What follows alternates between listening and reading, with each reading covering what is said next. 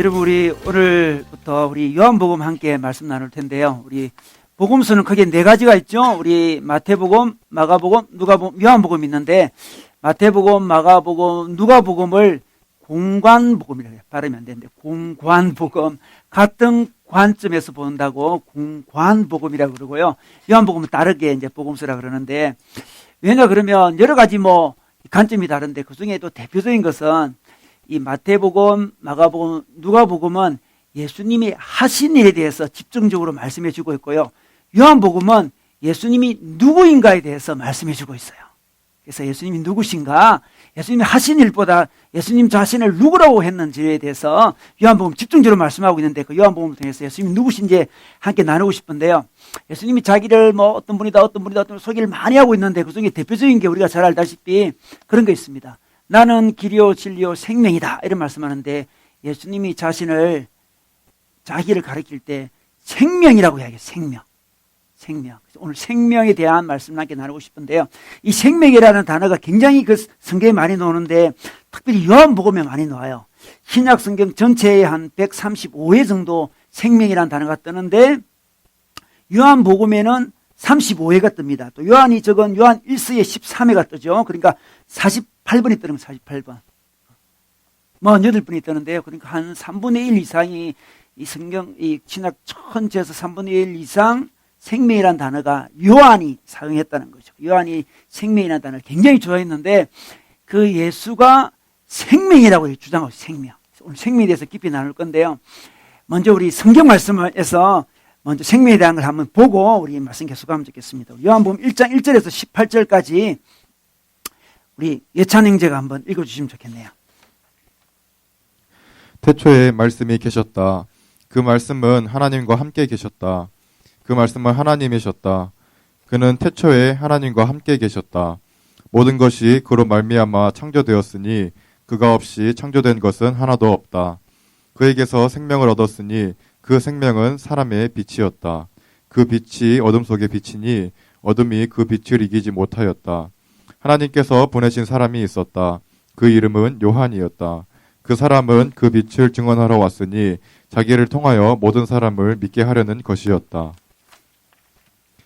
그 사람은 빛이 아니었다. 그는 그 빛을 증언하러 왔을 따름이다. 참 빛이 있었다. 그 빛이 세상에 와서 모든 사람을 비추고 있다. 그는 세상에 계셨다. 세상이 그로 말미암아 생겨났는데도 세상은 그를 알아보지 못하였다. 그가 자기 땅에 오셨으나 그의 백성은 그를 맞아들이지 않았다. 그러나 그를 맞아들인 사람들, 곧 그 이름을 믿는 사람들에게는 하나님의 자녀가 되는 특권을 주셨다. 이들은 혈통에서나 육정에서나 사람의 뜻에서 나지 아니하고 하나님에게서 났다. 그 말씀은 육신이 되어 우리 가운데 사셨다. 우리는 그의 영광을 보았다. 그것은 아버지께서 주신 외아들의 영광이었다. 그는 은혜와 진리가 충만하였다. 요한은 그에 대하여 증언하여 외쳤다. 이분이 내가 말씀드린 바로 그분입니다. 내 뒤에 오시는 분이 나보다 앞서신 분이라고 말씀드린 것은 이분을 두고 말한 것입니다. 그분은 사실 나보다 먼저 계신 분이기 때문입니다. 우리는 모두 그의 충만함에서 선물을 받되 은혜에 은혜를 더하여 받았다. 율법은 모세를 통하여 받았고 은혜와 진리는 예수 그리스도로 말미암아 생겨났다. 일찍이 하나님을 본 사람은 아무도 없다. 아버지의 품속에 계신 외아들이신 하나님께서 하나님을 알려주셨다. 아멘.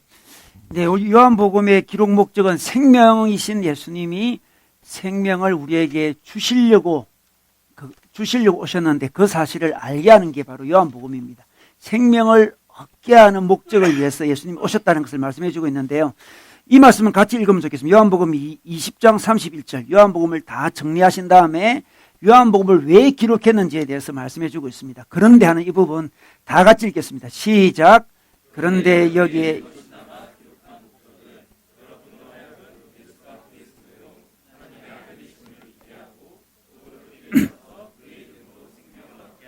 네. 요한복음을 기록한 목적이 마지막에 보니까 그의 이름으로 생명을 얻게 하려는 것이다, 이렇게 이야기하고 있습니다. 여러분, 오늘 말씀 4절에 보면 이런 말씀이 있습니다. 그에게서 생명을 얻었으니, 이런 말씀이 있는데요. 개역성경에 보면 그에게 생명이 있으니 이렇게도 표현합니다. 그에게 생명이 있고 또 우리도 그에게서 생명을 얻는다는 거죠. 그는 생명이기도 하고 생명을 주는 분이기도 합니다. 그래서 그는 생명을 가지고 있고 그 자체가 또 생명이기도 하고 우리에게 생명을 주신다고 말씀하고 있는데, 이 이야기를 가지고 지금 요한복음에서는 요한복음 읽는 독자들이 대부분이 그 이방인들이었습니다. 헬라 사람들이었는데, 헬라 사람들은 굉장히 지성적인 사람이었거든요. 지성적인 사람에게 자기가 생명이라는 것을 소개하기 위해서 여러 가지를 이야기하는데, 그 중에 또 첫 번째 우리 1절에 보면 태초에 말씀이 계셨다 이렇게 이야기하고 있습니다. 또 자기를 말씀이라 그래요.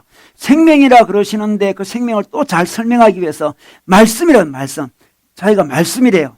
그 말씀이 하나님과 함께 계셨다 이렇게 말씀하시고, 그 말씀은 하나님이셨다 이렇게 이야기하고, 2절에 보니까 그는 태초에 하나님과 함께 계셨다. 3절에 보니까 모든 것이 그로 말미암아 창조되었다 이렇게 이야기하고 있습니다.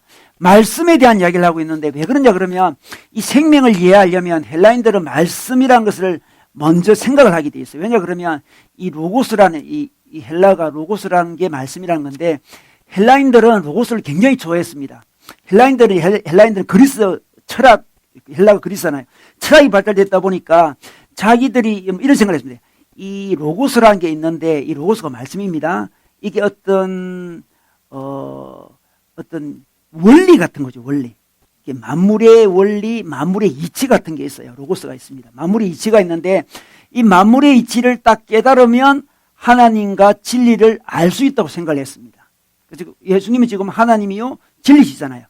그 하나님과 진리를 알 수 있는 길은 로고스를 깨닫는 건데, 이 로고스를 잘 이해해야만 진리에 도달한다고 생각했습니다. 로고스, 그 말씀이죠, 말씀. 근데 이 로고스를 어떻게 깨닫냐 그러면 지식이 있으면 깨닫는다고 생각했습니다. 그래서 지식을 추구했습니다. 딱 깨달아야 돼요. 이렇게.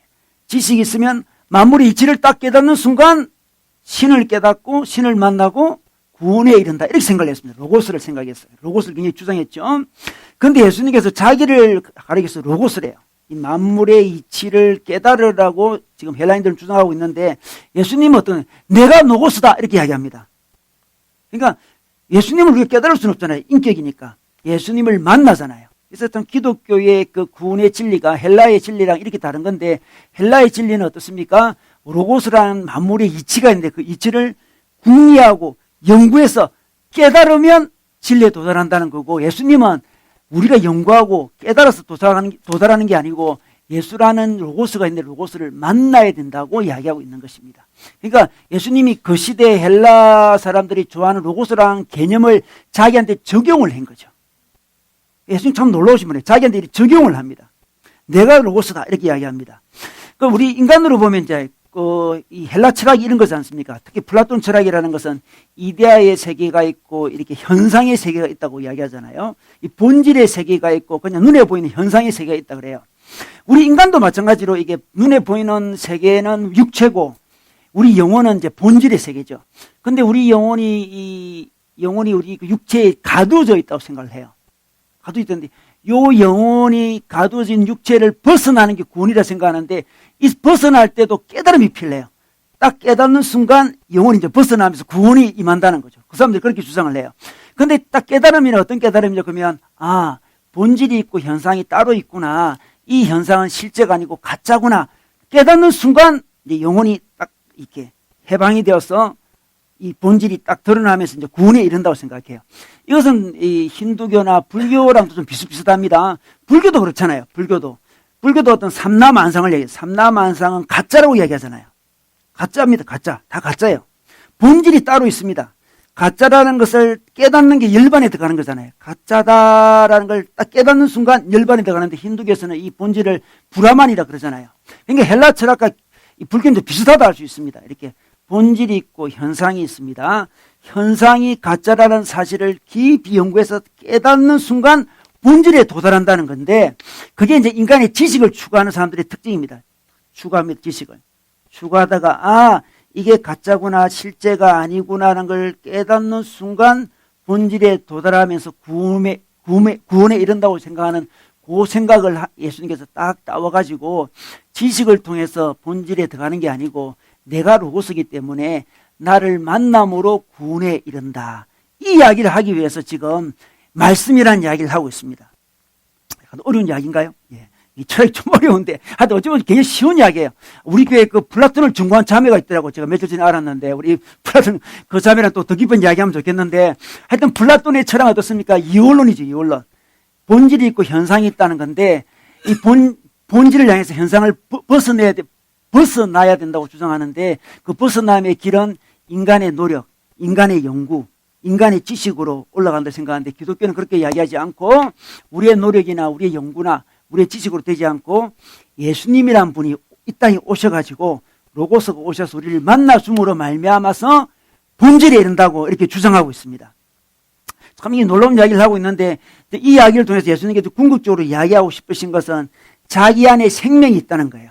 생명을 향해서 우리가 나아가는 게 아니고, 노력해서 깨달아서 생명에 도착하는 게 아니고 생명을 만나야 된다 이야기하는 그 이야기를 하기 위해서 지금 이 이야기를 하고 있는데, 예수 안에 생명이 있다고 이야기합니다. 4절에 생명이 있대요. 생명이 있고 또 생명을 준대요. 우리 고린도전서 15장 45절에 보면 그런 말씀이 있는데, 예수님은 살려주는 영이다 이런 말을 합니다. 예수님은, 아담은 그냥 영이고 그냥 사람이고, 근데 아담이 다른 사람에게 생명을 줄 수는 없잖아요. 마지막 아담은, 예수는 살려주는 영이다 이렇게 주장하고 있습니다. 그래서 자기가 생명을 가지고 있고 생명을 전해준다고 하는데, 근데 이 생명을 생각할 때 우리가 잘 이해를 해야 되는데, 기독교는 생명이 종교잖아요. 근데 이 생명은 육신의 생명을 이야기하지 않습니다. 육신의 생명을 헬라어로 이제 여러분 비오스라고 그러는데, 비오스라는 게 우리 이제 뭐 바이오 그런 이야기 하잖아요. 바이오. 요즘 뭐 바이오가 아주 유행하잖아요. 바이오와 조회라는 게 따로 있어요. 조회라는 것은 영적인 생명을 이야기합니다. 예수님이 우리에게 주시는 생명은 영적인 생명을 이야기합니다. 예수님 오늘 부활하셨는데 우리에게 주시고자 한 것은 육신의 생명을 연장시키려고 오신 분이 아니죠. 우리 육신의 생명을 좀 연장하면 무슨 의미가 있겠습니까? 뭐 우리 육신의 뭐 연장하면 큰 의미 있을까요? 요즘에 우리 뭐 아주 오래 산다 그러잖아요. 요즘 뭐 100세 정도 산다 그러는데, 제가 이 보험 가입해 보니까 요즘에 100세 보험이더라고요. 100세 보험. 100세 보험인데, 놀랍게도 어떻게 됩니까? 100세까지 산다 그러는데 한 70 넘어오면 그다음부터 몸이 약해져가지고 제대로 질적으로 제대로 잘 사는 삶이 아니에요. 한편 두렵기도 해요, 여러분. 여러분 150년 산다 그러면 두렵지 않습니까? 70부터 아파가지고 한 7, 80년 계속 아프면서 계속 침상에 누워서 산다. 굉장히 당혹스럽지 않습니까? 육신의 생명을 연장해 주는 게 아니고요. 조회라는 단어는 영적인 생명을 이야기합니다. 질이 다른 생명입니다. 예수님이 오셔서 우리에게 생명을 주셨습니다. 생명을 주시러 오셨고 그 생명을 풍성히 누리라고 주셨는데, 그 생명은 육신의 생명이 아니고요, 영적인 생명입니다. 예수를 딱 만나는 순간, 예수를 믿는 순간 질적으로 다른 생명이 우리 속에 쏙 들어오는 거죠. 이게 그 생명을 가진, 그 생명을, 육신의 생명이 연장되는 게 아니에요. 예수를 믿는 것은 지금 새로운 생명을 딱 가지는 겁니다. 조회를 가지면, 조회를 딱 가지는 거예요. 지금 육신적인 생명을 살다가 죽은 다음에 영원한 세상 간다, 이 이야기는 기독교를 조금 잘 이해를 못해서 그렇게 이야기하는 거예요. 예수를 믿는 순간 지금 조회가 자기 속에 쏙 들어오는 겁니다. 생명이 들어옵니다. 이 생명이 지금 완성은 안 됐지만 생명이 쭉 이어져가 죽은 다음에 완성이 되겠죠. 하나님께서 영원한 생명을 우리에게 약속해 주셨는데, 그 생명을 예수님께서 지금 우리에게 주시고 지금 누려야 됩니다. 그래서 요한복음에서는 생명 이야기를 계속하는 이유가, 헬라인들이 생명에 대한 개념이 있기 때문에 계속 생명 이야기를 하고 있는 것입니다. 그럼 다른 복음서에는 생명이라 하지 않고 어떻게 표현하냐 그러면, 다른 복음서에는 하나님 나라라고 이야기를 합니다. 그래서 하나님 나라와 생명은 똑같은 말이에요. 표현 방식이 다릅니다. 하나님 나라는 죽은 이후에 가는 그 정도 나라가 아니고 이 땅에 생명같이 지금 누리는 거예요. 지금 하나님 나라가 지금 오는 거예요. 하나님 통치가 지금 오는 거죠. 하나님 나라를 지금 누립니다. 예수님이 우리에게 생명을 주셨습니다. 지금 하나님 나라를 누리고 있습니다. 한 나라를 누리고 있는 거죠. 영생이라는 단어도 생명과 비슷한 단어인데, 우리 요한복음 17장의 말씀 이런 게 있습니다. 영생이 뭐냐 물어봤을 때 영생이 뭐라고 이야기합니까? 영생은 죽은 다음에 영원히 사는 것이다 이렇게 대답하지 않았고, 영생은 하나님과 그가 보내신 예수님을 아는 것이다 이렇게 이야기했습니다. 아는 거예요. 아는 거. 영생은 하나님과 교제가 있는 것입니다. 하나님과 지금 만남이 있고 하나님과 통치가 시작되는 게 영생이고 생명인 것입니다. 예수님 그걸 주기 위해 오셨다는 거죠. 그래서 우리가 생명 그러면, 예수님이 생명 그러면, 내가 지금은 이렇게 살지만 죽은 다음에 참 우리가 알지 못하는 놀라운 세상으로 간다. 이렇게 하는 것은 신학이 아주 좁은 신학에서 그렇게 이야기하는 거고요. 신학이 발전을 많이 했잖아요. 지금 연구해 보니까 생명이란 것은 예수님을 만나는 즉시 우리 속에 임하는 새로운 통치요, 새로운 생명이라는 것을 깨닫게 돼요. 지금 우리가 하나님을 믿고 지금 새로운 생명이 들어왔는데 여러분 그 생명을 누리고 있습니까? 예수님이 생명을 주기 위해서 오셨는데 질적으로 다른 생명을 주기 위해 오셨어요. 우리 이전에 있잖아요. 우리 어린이들이 이 복음성가 부를 때 이런 노래 있었어요. 뭐 돈으로도 못 가요 하나님 나라. 여러분 그런 거 들었죠? 힘으로도 못 가요 하나님 나라. 믿음으로 가는 나라. 무슨 나라? 하나님 나라. 이렇게 이야기했는데 참 재미있는 노래이긴 했지만 그 시대는 어쩔 수 없는 상황이었는데 그게 반쪽 진리 같은 거죠. 믿음으로 간다는 것은 맞는데 믿음으로 가는 나라가 하나님 나라가 아니고 믿음으로 지금 소유하는 나라가 하나님 나라예요. 지금 하나님 나라를 소유하지 못하다가 마지막에 소유한다고 오해할 수 있어요. 하나님의 생명은 지금 누린 겁니다. 지금. 예수님은 지금 생명을 주기 위해서 오셨습니다.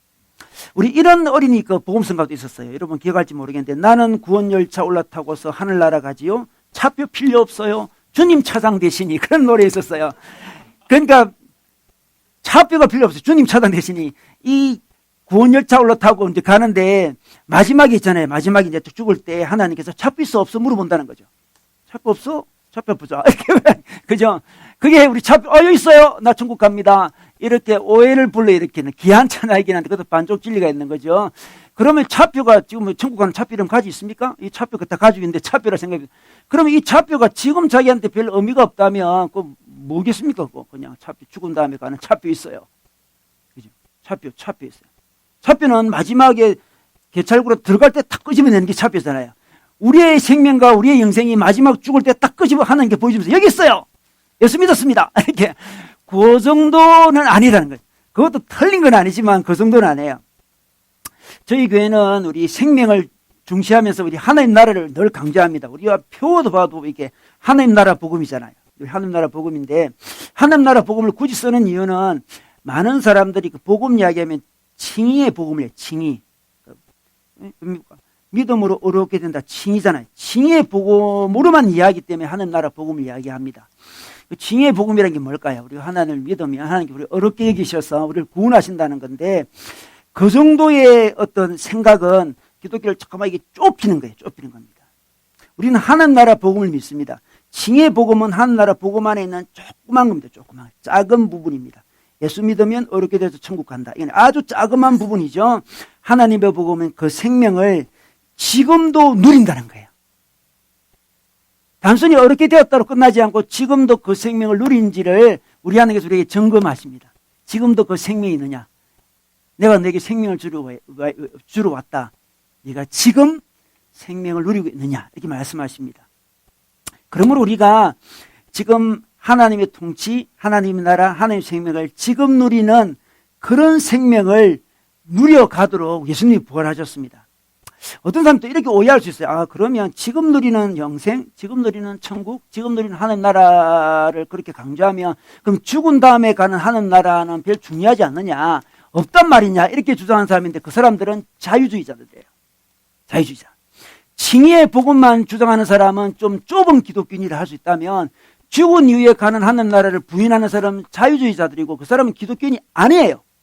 그 사람은 그냥 인본주의 사상을 갖고 있는 사람이죠. 이걸 잘 이해해야 됩니다. 어떤 사람은 좁은 칭의의 복음만 이해하는 사람이 있고요. 어떤 사람은 미래의 그 천국이 없다고 주장하는 자유주의자들이 있어요. 우리는 그렇지 않습니다. 우리는 성경을 연구하면 연구할수록 생명의 복음은 오늘 임하는 복음이고 죽은 이후에도 임하는 복음이라는 걸 우리가 알게 되는 거죠. 이게 일상삶에서 굉장히 크게 이제 드러나게 되는데 최근에 우리 박윤선 교수님이라고 있어요. 박윤선 목사님, 교수님. 우리 한국 보수주의 그 신학에서 제일 유명하시기도 하고 존경도 많이 받으시고 정말 많은 분들이 우리 박윤선 그분을 통해서 은혜를 많이 받았어요. 그분이 1905년생인데 아주 옛날 분이죠. 아주 유명한 박윤선. 박윤선 그러면 다 모든 보수주의자들은 껌뻑 죽습니다. 대단한 분이시고 그분이 은혜를 많이 끼치셨는데 근데 최근에 놀라운 일이 벌어졌는데 그분의 따님이 계신데 따님이 자기 아버지의 허물을 드러내는 책을 적었어요. 최근에. 그래서 지금 한국에 큰 지금 반향을 일으키고 있는데 그 딸에 따르면 아버지는 참 못된 사람이라는 거죠. 그 아버지는 자기 엄마를 그렇게 폭행을 많이 했대요. 굉장히 놀라운 거예요, 지금. 박윤순 박사님이. 그러면 이 말을 듣는 순간 그에게 은혜 받는 수많은 사람은 아주 좌절해요, 지금. 우리 한국이 대표적으로 내세우는 박윤순 박사님인데 그분이 부인을 많이 폭행을 했다는 거예요. 그리고 집에서 자녀들을 잘 돌보지도 않고 아주 가부장적인 아버지였다 그래요. 그리고 신학생들은 많이 도와주는데 집에는 돈도 잘 가져오지도 않고 자기가 그 아버님 때문에 고생을 너무 많이 했고 아버지 사랑도 받아본 적이 없고 그런 이야기를 아주 막 다 드러내버렸어요, 그냥. 그분 돌아가신 지 오래되셨는데 그 따님이 최근에 그 글을 적는 바람에 한국에 지금 굉장히 충격을 많이 받고 있고요. 그래서 많은 사람들이 그 딸을 공격했습니다. 돌아가신 아버지를 그렇게 허물을 드러낼 필요가 있느냐. 당신이 문제가 있지 않느냐. 설마 그랬겠냐. 그러면서 공격을 했는데 저도 사실 너무 이해가 안 되고 믿기지도 않고 어떻게 됐을까 뭐 그런 생각을 하면서 그 딸이 문제가 있을 거야. 정신적으로 문제가 있나 뭐 그런 생각도 하고 그랬는데 제가 가만히 읽어보니까 그런 거였어요. 가만히 읽어보니까 그 따님이 하는 게 좀 오버된 부분도 많이 있긴 하지만 뭐 그래 제가 그분과 같이 안 살아서 정확하게 잘 모르겠지만 근데 많은 부분은 그 박윤순 박사님이 그렇게 잘못한 것 같아요. 잘못된 것 같습니다. 잘못된 것 같아요. 정말 그 딸의 말이 다 틀린 거 아닌 것 같아요. 제가 계속 읽어보니까 아닌 것 같습니다. 이걸 어떻게 우리가 이해할 수 있을까요? 우리 박윤순 박사님을 중심으로 한국 보수신학이 다 지금 정리되어 있는데 우리의 근간을 막 흔들어버리는 이런 일들이 벌어졌는데 우리가 이렇게 이해할 수 있을 것 같아요. 여러분 사람은 그 어떤 시대의 산물이에요. 그 시대를 벗어날 수가 잘 없습니다. 1905년도에 태어나신 그분은 우리나라 그다음 6.25 사이였고 가부장 사이였습니다. 아무리 믿음이 있다 할지라도 그 가부장적인 문화를 벗어나기는 굉장히 어려웠을 거예요. 또 그분도 인간이고 그분도 사람이기 때문에 허물이 있을 수밖에 없습니다. 여러분 우리 사람을 생각할 때 어느 사람을 생각할 때 그 사람이 어느 시대에 살았는지가 굉장히 중요한 이야기예요. 지금 시대에 사는 사람들의 관점으로 이전 100년 전 사람을 평가하는 것은 굉장히 지혜롭지 못해요. 그 시대는 아무리 뛰어나도 아무리 노력해도 그 시대의 문화, 그 시대의 간섭, 그 시대의 습관을 다 벗어날 수가 없어요. 그걸 인정해 줘야 돼요.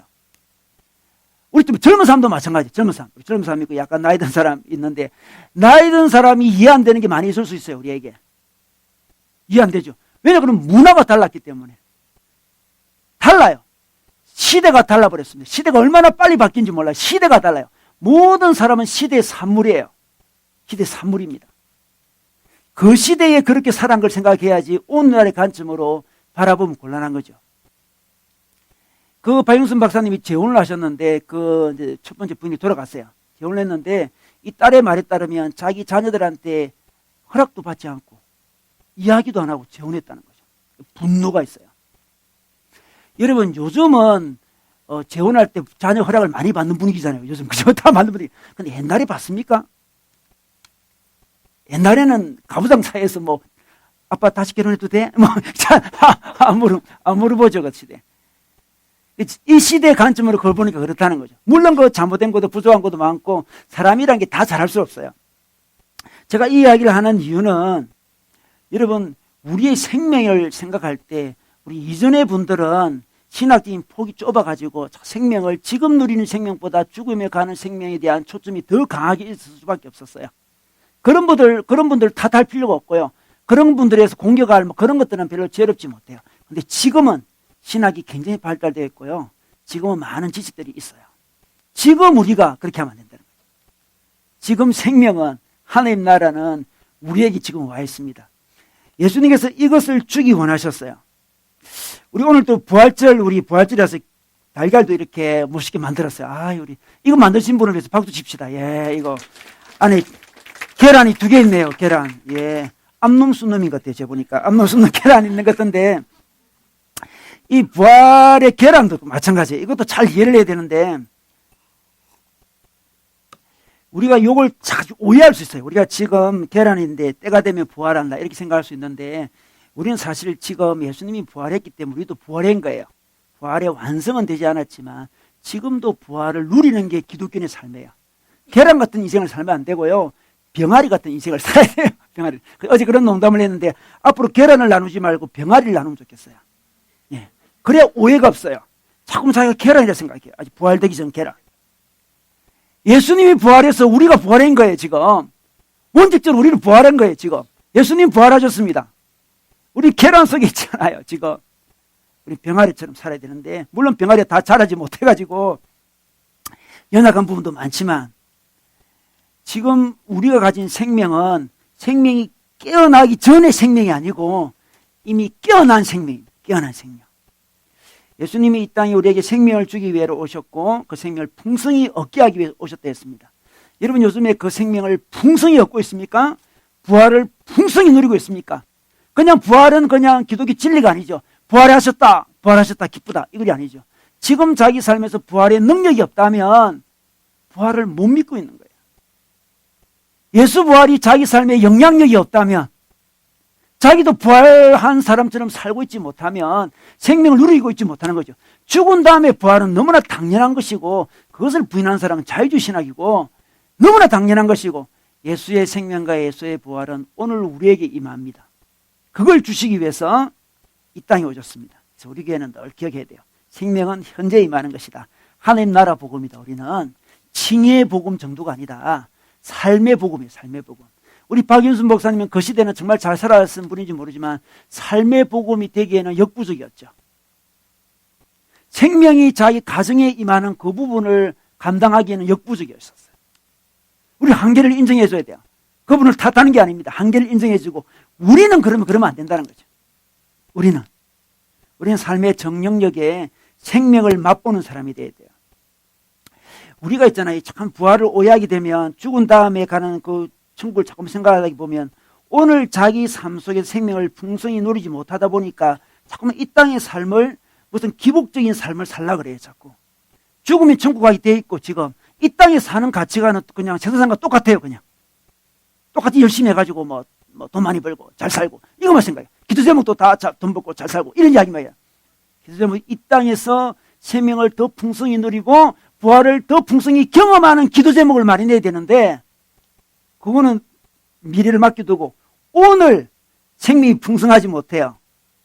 생명이 풍성하지 못합니다. 그 가치관이 세속적인 가치관을 가지고 이 땅의 행복을 생각할 때 그 생명이 더 풍성해야 행복한데, 그걸 알지 못하고 이 땅에 필요한 모든 어떤 조건들, 상황들, 그런 것만 갖고 계속 기도해요.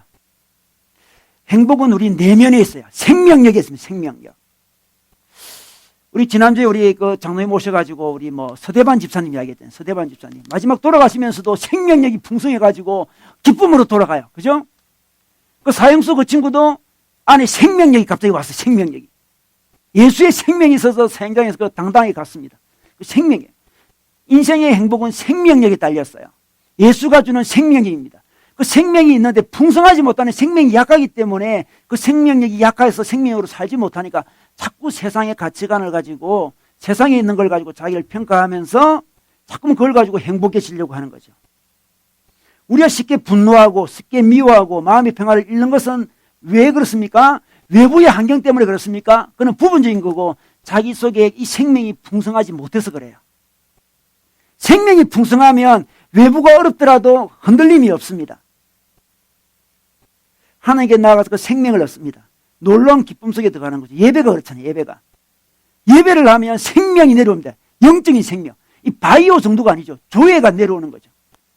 예배를 드리니까 내 속에 생명력이 막 넘쳐요.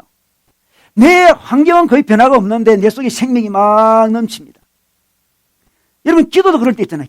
기도를 무릎 꿇고 기도를 합니다. 기도가 잘 됩니다. 하나님이 자기 마음에 오시는 것 같아요. 생명을 가져다 주는 것 같습니다. 생명이 넘쳐요. 무슨 환희가 있어요. 기쁨이 있습니다. 즐거움이 막 일어나요. 기도 딱 끝나면 즐거움이 확 일어나는 거죠. 생명력이 일어나는 거예요. 생명력. 이 생명력은 지금 임하는 거예요. 예수님이 이 땅에 오셨습니다. 생명으로 오셨습니다. 헬라 사람들, 헬라 철학자들, 불교 사람들 지식으로 막 깨달아가지고 정말 도를 깨쳐가지고 진리의 세계에 들어가려고 했지만 들어갈 수도 없었을 뿐들 아니라 예수님은 전혀 다른 이야기를 하고 있습니다. 깨우치는 것도 아니고 지식도 아니고 노력도 아니고 나를 만나야 생명이 있다고 이야기합니다. 여러분 요즘에 예수를 만나고 있습니까? 예수님이 주신 생명을 누리고 있습니까? 예수님 믿습니까? 아, 믿습니다. 그래서 죽으면 천국 갑니다. 이 정도가 아니고, 예수님 믿습니까? 예, 믿습니다. 그래서 지금 내 마음에 생명이 있습니다. 내 마음에 생기가 있어요. 생동력이 있습니다. 생명력이 있어요. 내 삶은 어렵고 힘들고 막 좌절스럽지만 그 생명력이 저를 이끌고 갑니다. 내 삶에 기쁨도 없고 소망도 없고 인간적으로 그럴 수 있습니다. 내 속에 생명력이 있어요. 예수님이 제게 생명을 오셨습니다. 생명을 얻게 하고 더 풍성히 얻게 하려고 이 땅에 오셨는데 제가 그 하나님을 믿으니까, 예수를 믿으니까 그 생명이 저에게 왔습니다. 여러분, 이 이야기를 해주기 위해서 예수님은 생명 이야기를 하고 있습니다. 우리 4절에 볼까요? 4절 끝에 보면 이런 말씀이 있습니다. 그 생명은 사람의 빛이다, 이렇게 이야기하고 있습니다. 5절에 보니까 그 빛이 어둠 속에 비친다, 이렇게 이야기하고 있습니다. 생명을 빛으로 약간 이미지를 전환시키고 있습니다. 왜냐 그러면 생명이 이 비추어야 되잖아요. 그죠? 비추는 이미지를 강조하기 위해서 예수님이 자기를 또 빛이라고 이야기하는 거죠. 빛도 생명입니다. 생명이 비친다는 개념에 따라서 그냥 빛으로 소개하고 있습니다. 그래서 생명의 빛이라고 이야기할 수 있습니다. 이런 빛입니다. 빛. 이 빛 중에 있잖아요. 생명이 없는 빛도 많아요. 이 전기 이런 거는 생명이 없어요. 얘가 뭐 많이 내리찐다 해서 식물이 자라는 건 아니잖아요. 이건 생명이 없습니다. 생명이. 그냥 빛이에요. 우리 뭐 예를 계몽주의 같은 것도 생각의 빛이잖아요. 계몽주의라는 게 생각이 깨어나게 하는 게 계몽주의잖아요. 생각이 깨어난 데서 영적인 생명이 살아나는 건 아니에요. 계몽주의가 전기 같은 거죠. 전기 같은 거.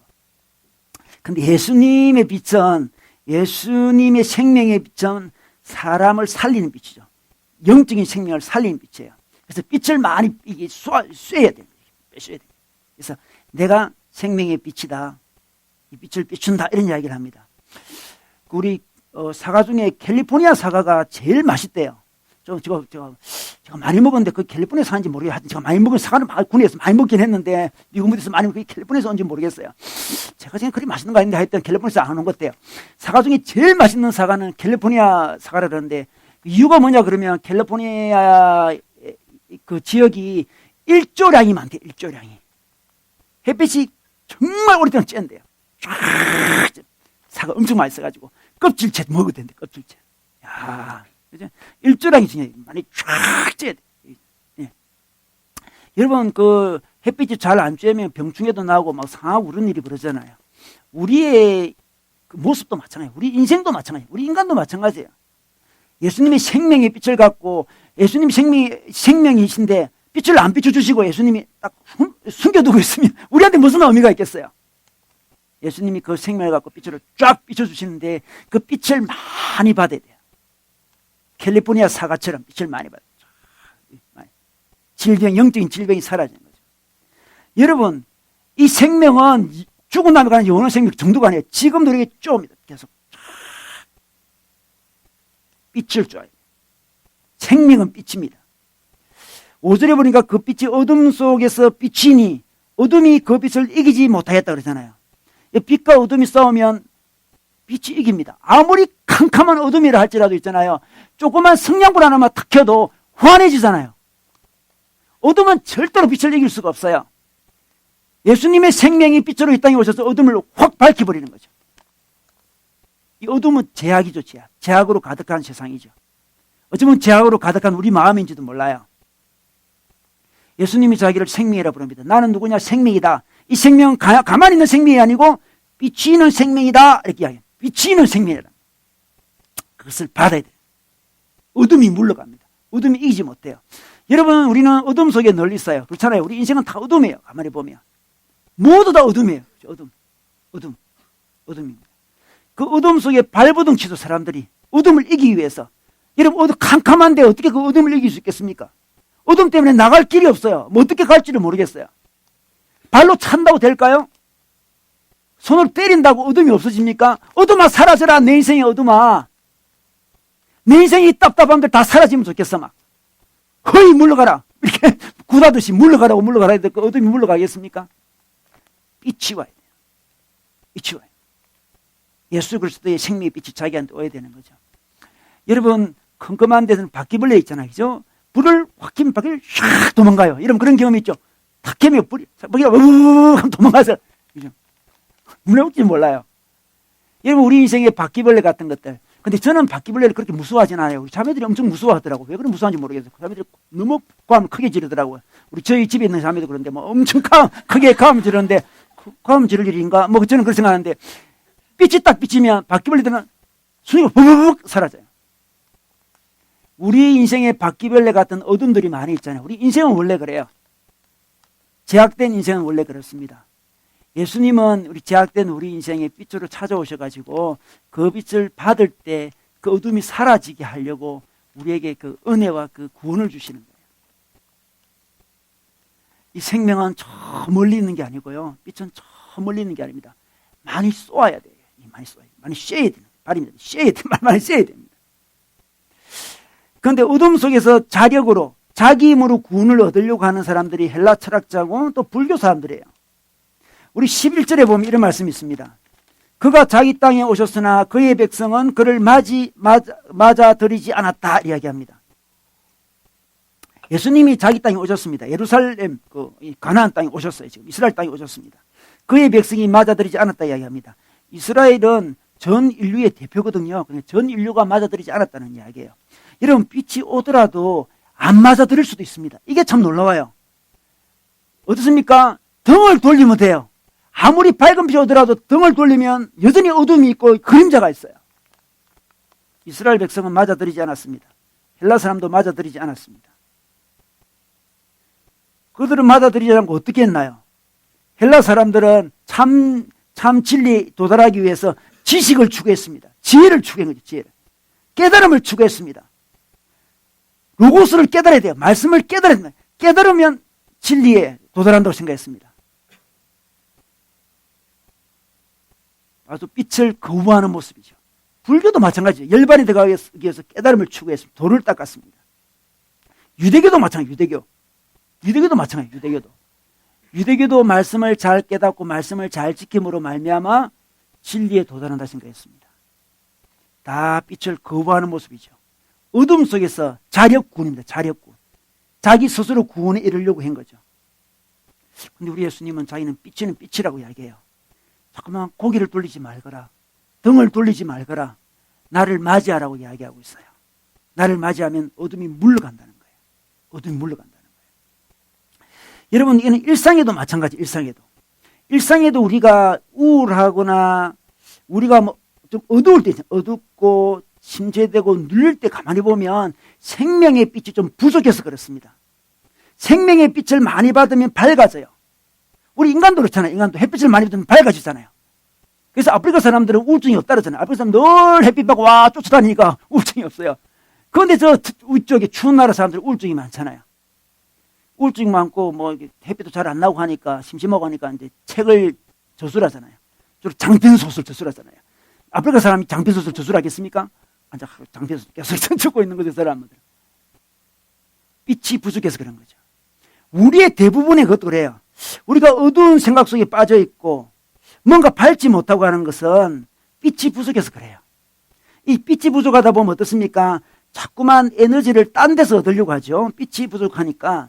그래서 기생을 한다. 기생. 다른 사람의 에너지를 빼앗으려고 그래요. 마치 모기가, 어두운 곳에 있는 모기가 있잖아요. 자꾸만 사람들이 피를 빨아먹잖아요.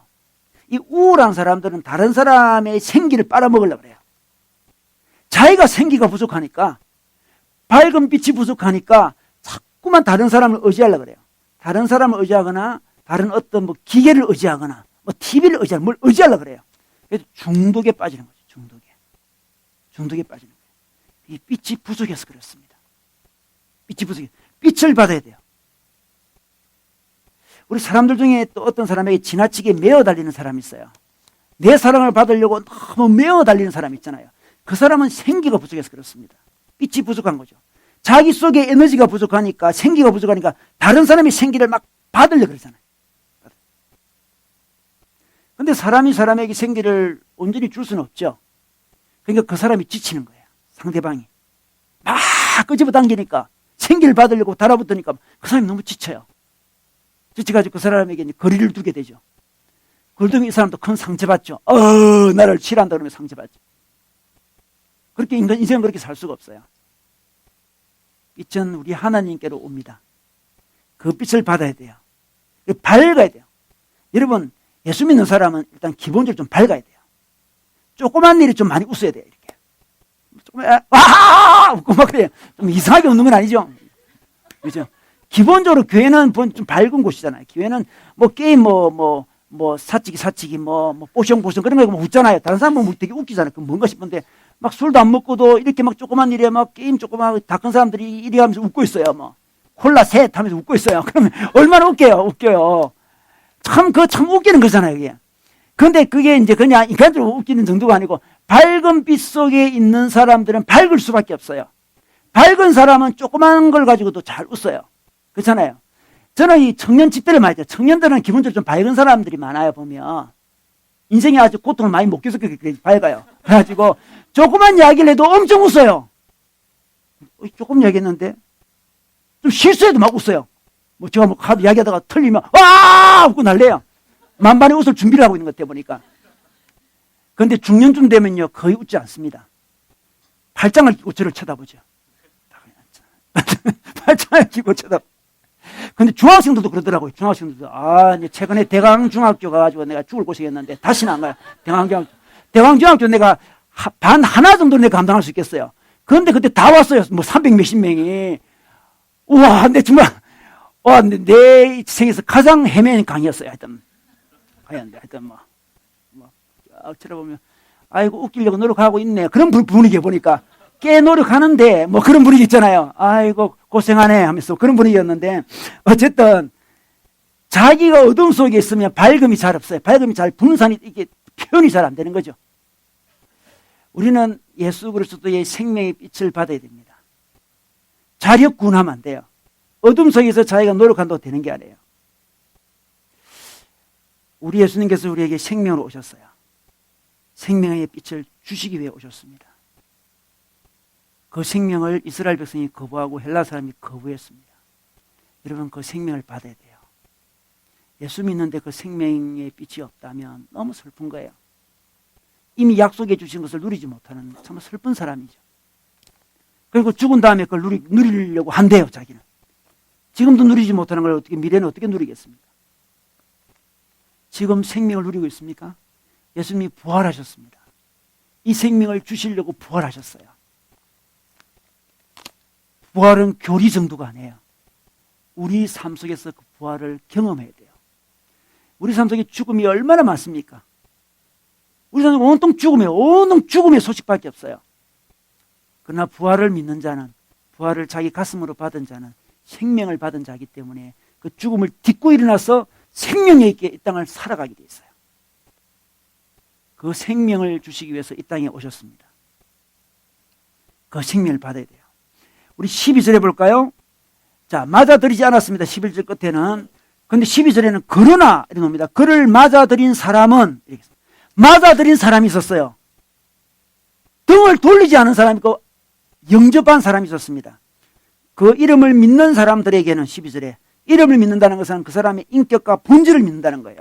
당신은 창조주시고 당신은 말씀이시고 당신은 생명이시고 생명의 빛이시다. 이것을 믿는 사람에게는 어떤 은혜를 주셨습니까? 하나님의 자녀가 되는 특권을 주셨습니다.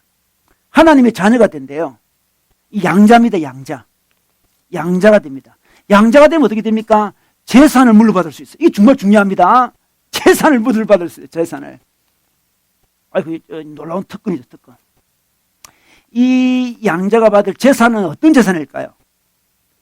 그게 바로 14절에 나옵니다. 그 말씀은 육신이 되어 우리 가운데 사셨다. 우리는 그의 영광을 보았다. 영광을 보는 특권을 가집니다. 우리 예수 그리스도를 통해서 하나님의 영광을 보는 거죠. 자녀가 되면 하나님의 영광을 봐요. 14절 끝에 그는 은혜와 진리가 충만하였다 했습니다. 은혜와 진리가 충만한 영광을 보는 거예요. 이 놀라운 축복이에요. 우리 같은 자산을 가지는데, 유산을 가지는데, 딱 보면 아버지가 유산 딱 줬는데, 엄청나게 많아, 충만해. 그죠? 너무 많은 유산을, 그죠? 너무 많은 유산을 줘요. 주셨어요. 저도 유산을 조금 받았어요. 많지는 조금 받았는데, 저한테는 큰 돈이었어요. 우리 어머니가 돌아가시면 유산을 주더라고요. 자식 좀 주시더라고. 그래서, 감사하다. 그러면서, 어머니 이런 돈이 어디 있었어요? 그래서 아주 기뻤어요. 유산 기쁘다. 그러면서 막 그랬는데, 그 조그만 돈이지만 내한테 큰 돈이었는데 이 하나님 우리에게 딱 유산을 주시는 것은 은혜와 진리를 주시는데 그걸 조금 주는 게 아니라 충만하게 준다는 거죠. 자녀가 되면 하나님의 유산을 받는데 은혜와 진리라는 유산을 받아요. 이 진리는 헬라 철학자들, 헬라가 얼마나 대단한 나라입니까? 얼마나 철학이 많이 발달해요. 그렇게 연구하고 노력해서 발견해 주신 그 진리, 그 진리를 깨우침을 통해서 진리에 도달을 했지만 없잖아요, 지금. 지금 그리스 철학을 통해 가지고 지금 진리 도달한 사람 어디 있습니까, 지금? 없잖아요, 지금. 그 진리가 충만히 예수께 있다는 것을 발견한다는 거죠. 예수님 빛을 딱 맞아들이면 진리가 여기 있군요. 유대교 사람들 그렇게 율법 열심히 연구하고 율법 지키려고 그토록 고생하고 유대교는 진리에 도달하지 못했어요. 불교도 그 진리를 깨우치기 위해서 뭐 동안거 하한거 해가지고 있잖아요. 뭐 겨울 여름에 거의 앉아서 막 그러잖아요. 앉아서 도 닦잖아요. 우리 성결 스님은 5년 동안 앉아서 주무셨다 그러잖아요. 앉아서 주무실 자신 있습니까, 여러분? 우리 한림 예배 시간에 조금 잘 때는 있어요. 우리가 예배 시간 좀 잘 때는 있는데 5년 동안 앉아서 그게 웬일입니까? 그놈의 진리를 깨닫기 위해서 그랬더라. 성주 스님이 깨달았는지 잘 모르죠. 몰라요. 그걸 다 깨달았다 그러는데 그분이 마지막 돌아가면서 유언에 보면 깨달은 표현이 아니에요. 자기가 뭐 이렇게 자기 죄가 수미산보다 더 많아가지고 자기는 지옥에 들었는데 이게 마지막 글이었어요. 그분이 그 제자가 한 명 있는데 원택 스님이라고 있는데요. 그 스님이 이제 수제자인데 그 수제자가 글에 보면 이런 이야기 있어요. 자기는 아직 열반에 들어가지 못했다 이렇게 이야기를 해요. 그 성결 스님의 수제자도 들어가지 못한 열반에 우리가 감히 들어갈 수 있겠습니까? 그 깨달음의 길이 그렇게 어렵고 힘든 거죠.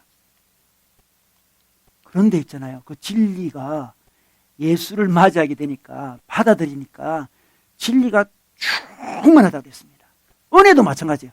자기가 돌을 깨쳐서 진리에 도달했으면 그 은혜가 아니죠. 자기 노력이죠. 그런데 자기의 지식으로 도달한 게 아니고 어느 순간 진리가 내려왔어요. 밑으로. 자기를 만나 주셔. 그를 만나는 순간 진리를 만나. 은혜죠. 은혜와 진리가 충만하되었습니다. 충만하되었어요. 저는 여러분들 음식점에 가면 무한리필 되는 게 있잖아요. 무한리필. 무한리필 돼요. 그러잖아요. 우리 그 남국사각 요쪽에 무슨 샐러드 뭐 집이 있더라고 보니까. 소고기 샐러드 집이 있더라고. 아주 싸더라고. 제가 어느 아는 목사님이 여기 저를 데려갔어요. 근데 우리 동네다 그러면서 제가 우리 동네 이런 게 있네요. 하면서 데려가서 먹은 다음에 저희 교회 모셔가지고 같이 커피 대접한 적이 있었는데 가니까 소고기를 무한 리필 해주더라고요. 그래서 뭐 다 한 15명 갔는데 막 엄청 많이 먹어요. 먹으면서 하는 말이 딴 거는 먹지 마, 딴 거는 먹지 마. 그러면서 자꾸 소고기만 계속 먹어요. 근데 저는 별로 소고기를 별로 안 좋아하거든요. 고기를 별로 안 좋아하니까 조금 먹었는데 막 다들 흥분해가지고 막 소고기를 무슨 소고기가 그렇게 뭐 10,000원에 왜 그렇게 무한 리필이 되는지 모르겠어요. 계속 주더라고 보니까 이게 제고기 샤브샤브였어요. 계속 많이 흥분해가 많이 먹었어요, 다들. 우리 무한리필 얼마나 좋아해요. 무한리필 좋아하는데, 근데 하나님의 은혜라는 게 하나님을 아는 자에게는 무한리필로 제공이 돼요. 이게 충만이란다. 충만. 무한리필은 무한리필 됩니다.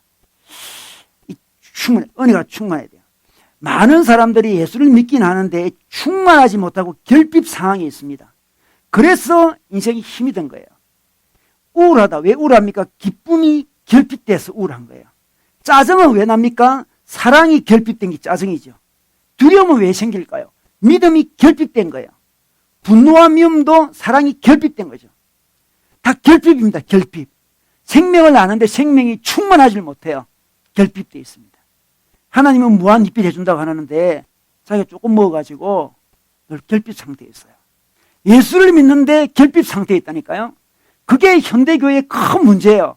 다른 문제가 아니에요. 결핍되어 있습니다. 예수를 믿는데 그냥 차표 정도만 생각해. 차표 필요 없어요. 차표. 마지막 갈 때 이거 꼭 차표 잊어버리면 안 돼요. 큰일 나요 이거. 그죠? 마지막 차표. 오늘 자기가 충만한 걸 경험하지 못해요. 결핍 상태에 있습니다. 결핍. 우리 주님은 무한리필 해준다고 합니다. 우리 예수님이 부활하셔서 영으로 이 땅에 오셨습니다. 이제 영으로 계시죠. 무한리필이 가능해요. 예수님이 오병이어 기적 일으킨 다음에 나를 먹으라 그랬습니다. 내가 생명의 떡이다. 나를 먹으라 그러니까 제자들이나 옆에 있는 유대인들이 이해가 안 된다. 말씀이 너무 어려워요. 당신은 어떻게 먹어요? 우리가 식인종인가요? 이렇게 반응을 해요. 그때는 이해가 되지 않았습니다. 예수님이 딱 부활하신 다음에 이해가 돼요. 예수님은 지금 이스라엘에 계시지 않고 여기 계십니다. 부활을 하셨어. 우리 바로 옆에 계세요. 영으로 우리에게 오셨습니다. 승리하신 그분이, 죽음을 이기신 그분이 바로 옆에 계세요. 옆에 계서 우리에게 야, 쇠고기에서 먹어, 쇠고기에서 먹어, 무한리필이야, 무한리필이야 이렇게 하는데도 우리 무한리필을 안 하고 있어요. 지금 무한리필을 못해요. 지금 아니 뷔페집에 가가지고 다 많이 안 먹어요. 조금 먹어요. 조금. 늘 결핍 상태에 있습니다. 예수를 믿는데 늘 결핍 상태에 있어요. 우울합니다. 짜증이 나요. 두렵습니다. 분노가 일어납니다. 미움이 일어납니다. 우리 뭐 온통 결핍이에요. 결핍. 우리 주님이 우리에게 오셔서 너 왜 결핍 속에 있느냐? 내 자녀가 되면 은혜와 진리가 충만한 것을 본다고 했는데 너 왜 결핍 상태에 있느냐 말씀해 주십니다. 우리 주님으로 채워야 됩니다. 어떻게 채울까요? 영으로 옆에 계십니다. 그의 이름을 부르면 구원을 얻습니다. 그의 이름을 부르면 구원을 얻는다는 것은 죽은 다음에 구원받는다. 그 정도가 아니죠. 지금 구원을 얻는다. 지금. 주의 이름을 불러야 돼요. 예수님 이름을 부릅니다. 부활하신 예수님 저에게 오십시오. 나의 예수님, 나의 주님 내게 오십시오. 내가 당신을 사랑합니다. 저는 당신이 없으면 살 수가 없습니다. 당신을 예배합니다. 당신을 경배합니다. 이렇게 나아갈 때에 그분이 우리에게 오십니다. 복음을 아는데 복음의 무한리필을 알지 못하고 사는 너무나 연약하고 어리석은 모습으로 살 필요가 없습니다. 예수를 부르시면 됩니다. 예배가 그런 거죠. 지금 이 시간이 그런 시간이에요. 주님 당신을 부릅니다. 누구든지 주의 이름을 부르는 자가 구원을 얻는다고 했는데 제가 구원을 바랍니다. 그 구원은 생명입니다. 생명은 지금 임하는 것입니다. 지금 하나님 나라로 지금 통치하는 것입니다. 하나님 당신의 이름을 부릅니다. 예배를 해야 돼요. 누구든지 목마르거든 내게 와서 마시라고 했습니다. 우리 인생 정말 목마릅니다. 인생은 다 목말라요. 목마르지 않은 사람이 누가 있을까요? 다 목마릅니다. 내게로 와서 마시라 그럽니다. 여러분 예수를 마셔야 돼요. 예수를 먹어야 됩니다. 그의 피와 살을 먹어야 되죠. 그와 교제해야 됩니다. 그러면 무한리필이 돼요. 결핍 상태에서 영양실조 상태에서 많은 자들이 힘없이 살고 있습니다. 왜 영양실조인지도 모르고 그냥 살고 있어요. 이게 그냥 인생이라 생각하고 살고 있는 거죠. 인생이야 원래 예수 믿으면 어렵대. 결핍 상태에서 신앙을 가지니까 신앙이 해야 될 일들은 있으니까 더 부담돼요. 더 부담돼. 아예 신앙이 없었더라면 자기 마음대로 살았을 건데 어떻게 살아야 되는 건 알긴 아는데 에너지가 없어요. 결핍 상태예요. 더 부담돼요. 더 부담돼. 더 부담돼요. 더 부담돼요. 우리 주님께서 우리에게 충만한 걸 주셨습니다. 무한 리필을 주셨어요. 그 무한 리필을 경험하는 부활들이 되시기 바랍니다. 오늘 부활은 무슨 시험 칠 때 예수님이 죽었다 부활했다. 시험 치는 그 정도 아니에요. 오늘 내 삶의 부활을 경험해야 됩니다. 오늘 내 삶에 이제 달걀로 갇혀있던 내가 병아리로 생기 있게 일어나는 게 오늘입니다. 우리 주님과 더불어 부활의 기쁨, 부활의 능력, 부활의 생명력을 누리시기를 주의 이름으로 축원합니다.